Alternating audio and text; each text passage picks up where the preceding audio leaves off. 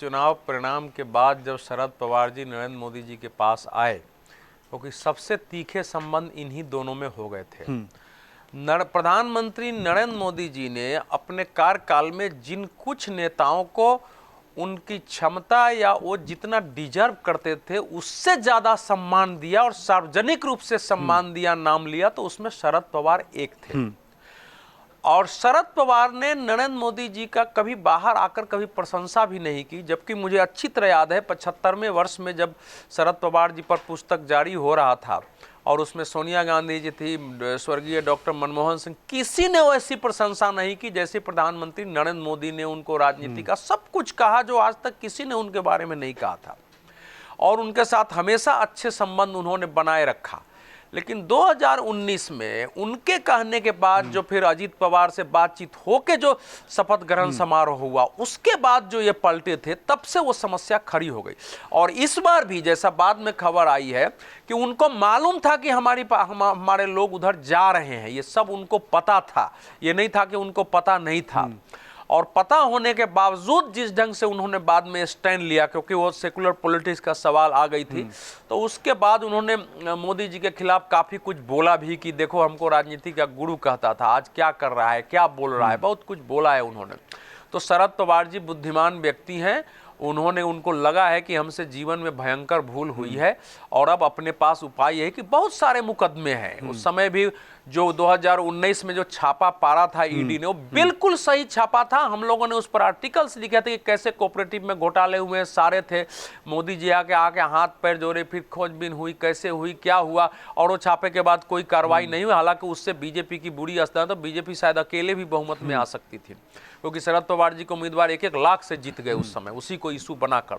तो ये चीजें थी, वो आए हैं पैचअप करने ही आए हैं। मतलब यहाँ तक कि मोदी जी ने उनको एक ऑफर दिया था कि आप आइए, मिलजुल के साथ काम करते हैं, सुप्रिया को मिनिस्टर बनाते हैं और देश को आगे ले चलते हैं। वो भी बाहर उन्होंने आकर के बयान दे दिया, जबकि व्यक्तिगत बातचीत थी कि प्रधानमंत्री ने कहा है कि भाई मिल के काम करते हैं और सुप्रिया को कैबिनेट मिनिस्टर का ऑफर दिया, लेकिन हमने कहा नहीं, संबंध रहेगा, लेकिन हम राजनीति में अलग अलग रहेंगे। जो दूसरा सिचुएशन है कि इस समय पूरे INDI में, महाराष्ट्र में विशेषकर, चूंकि तात्कालिक चुनाव हुआ है, राहुल गांधी जी और कांग्रेस को लोग एकदम से एक डिसइंचेंटमेंट है कि ये इसके साथ रहने का मतलब है कि अपने को भी नष्ट कर देना, अपनी पहचान खत्म कर देना, क्योंकि इनके जो इर्द गिर्द जो लोग हैं राहुल गांधी जी को, वो ही सुर बजाएंगे, भले वो पूरी तरह चुनाव नष्ट हो जाए। अल्ट्रा लेफ्टिस्ट, अल्ट्रा सोशलिस्टों का है, जिनके साथ हम लोगों का वेवलेंथ मिलता नहीं है और इसी ने सब नाश किया है, इससे दूर हो जाओ।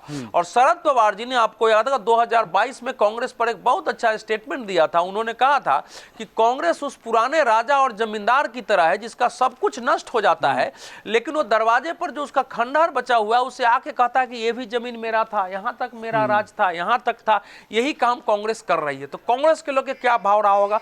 उद्धव ठाकरे की पार्टी के अंदर कांग्रेस को लेकर क्या भाव है? मान रहे हैं कि कांग्रेस के साथ हमको नहीं जाना चाहिए था, वो भाव चल रहा है। तभी तो संजय राउत जी ने कहा कि नहीं, हम ममता बनर्जी से बात करने जाएंगे जब नेतृत्व पर प्रश्न उठा है। जो तीसरी बात आ रही है, जो अभी समीर जी ने कहा, वो एक स्वाभाविक स्थिति होती है कि तो उसमें केवल पुत्र का ही नहीं, भाई मैं भी तो जीवित हूं, मेरी पॉलिटिक्स कहां जाएगी, मेरा प्रभाव अब कैसे होगा, मैं कुछ काम चाहूंगा वो कैसे हो सकता है। और इस समय चूंकि दोनों पार्टियों के अंदर ये भाव पैदा हुआ है कि भाई हम लोग जहां थे वहीं रहना चाहिए। और अजीत पवार जी अब हो गए हैं और आपको जो है अब सब मेल मिलाप करना चाहिए, ये लगभग चल रही है बातचीत।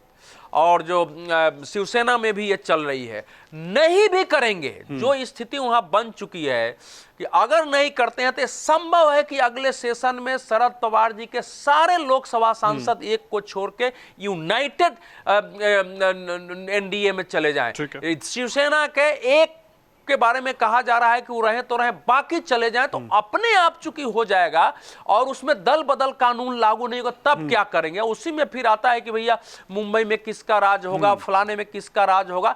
लेकिन वो जो एक दूरी होती है, जानबूझ के थोड़ा शिंदे की आलोचना करो, फडणवीस का सपोर्ट करो, वो अब एक रणनीतिक रूप से ही है। तो महाराष्ट्र की राजनीति जो 2019 के लास्ट से अस्वाभाविक असहज अवस्था में गई थी, लोगों के अंदर संभ्रम पैदा किया था, विचारधारा के नाम पर प्रदूषण से शुरू हुई थी, वो धीरे धीरे 2024 के विधानसभा चुनाव परिणाम के साथ वो धीरे धीरे अब स्वाभाविकता, स्थिरता और वैचारिकता की ओर ठीक से जाने की ओर बढ़ गया हुआ है। तो हो सकता है महाराष्ट्र आने वाले समय में देश की भविष्य की राजनीति के दृष्टि से भी नए समीकरण और नए दिशा का वाहक बन जाए।